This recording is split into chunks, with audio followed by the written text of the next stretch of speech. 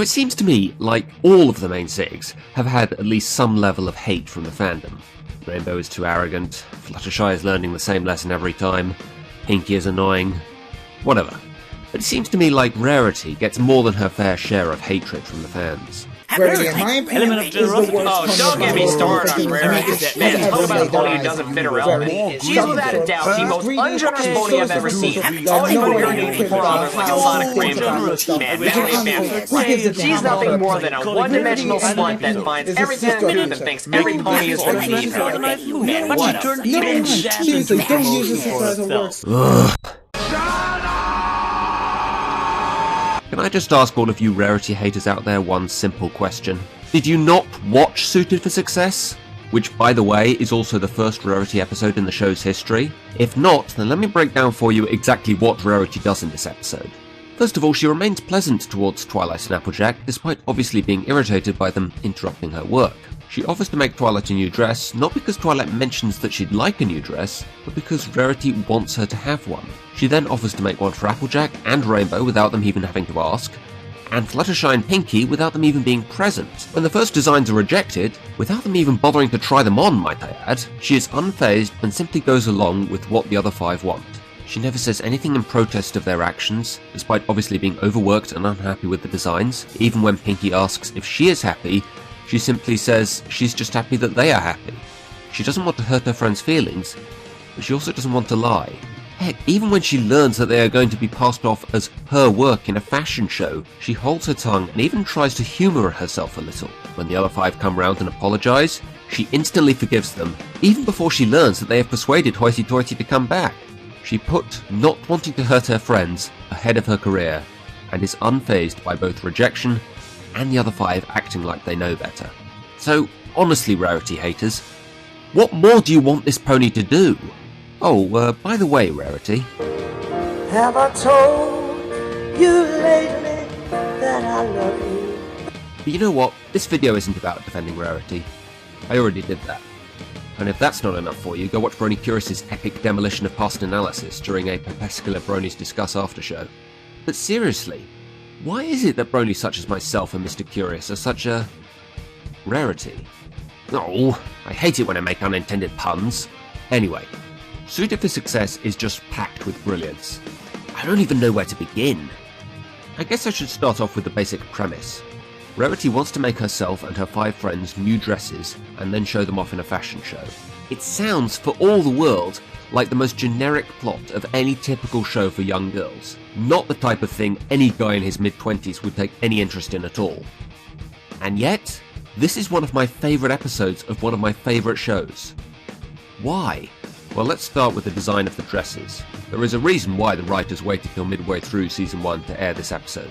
They wanted to make sure that each of the main six's personalities had been properly defined, so that we could just take one look at each of these dresses and say, yeah, that's totally something they would wear. It's a real testament to how well fleshed out these characters are, as well as how good the design of these dresses is. As Rarity works on the dresses, the fact that she is gradually becoming more stressed out is very subtly illustrated by her mane becoming more messed up. Notice how it's not really that messy during the first art of the dress sequence, because at this stage, Rarity is doing something she loves. She doesn't really see it as work. It's only once the other five step in with their own designs that it becomes something of a chore to her. Not only to make the dresses, but also to hold her tongue on what she really thinks of the designs. Also, the design of Rarity with her mane messed up and those glasses has to be the most adorable character design on the entire show. Like I said, the second most adorable character design on the entire show. I had a weird double take moment when I recently re-watched this episode. What? What? Who's that? Oh right, it's Rarity. She just didn't look right without those glasses all of a sudden. I also love the other five in this episode. Some of you might have a problem with how ungrateful they seem to be with Rarity's original designs, but in many respects, they're right. These are their dresses. The only mistake they make is thinking that they actually know better than Rarity. This is very well shown in Fluttershy's overly critical rant, and Rainbow's vague assessment of what she wants. Another thing I really like about the sequence with the custom dresses is that we never get a clear shot of them. The first time we properly see them is at the fashion show, which means we share Hoity Toity's shock when he first sees them. This episode also probably has the most memes of any episode in the show's history. I mean, aside from the insane amount of fanfictions, animations, and art that has been made about a character that was on screen for less than 6 seconds, yes, I timed it, we also have...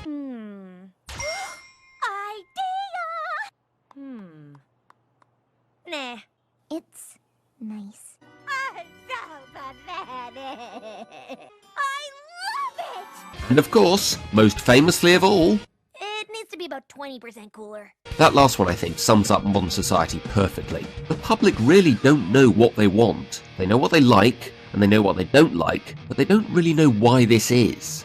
Art of the Dress, as a song, isn't really a personal favourite of mine. Okay, let me rephrase that. I don't dislike it, it's just not something I could listen to over and over, like Smile, Smile, Smile or Winter Wrap-Up.